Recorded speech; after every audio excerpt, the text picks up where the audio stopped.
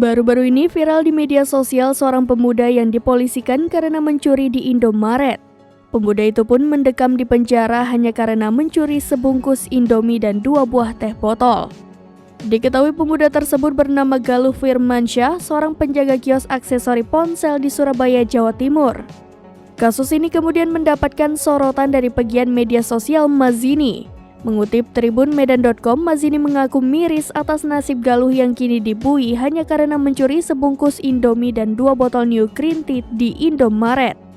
Dalam status Twitternya @mazini_gsp pada Selasa 26 Juli 2023 malam, Mazini mengunggah potret secarik surat permintaan maaf dari Galuh yang ditujukan kepada Kapolri Jenderal Listio Sigit Prabowo.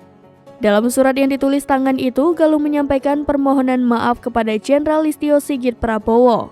Galuh mengakui bersalah telah mencuri sejumlah makanan dan minuman di Indomaret yang terletak di Jalan Gunung Anyar, Surabaya pada akhir Mei 2023 lalu.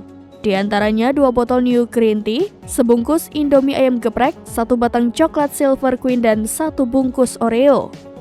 Galuh dalam suratnya mengaku terpaksa mencuri karena terdorong rasa laparnya. Pemuda itu mengaku nekat mencuri karena tidak memiliki uang untuk membayar mie instan tersebut sebab gajinya sebagai penjaga kios aksesori ponsel tertunda.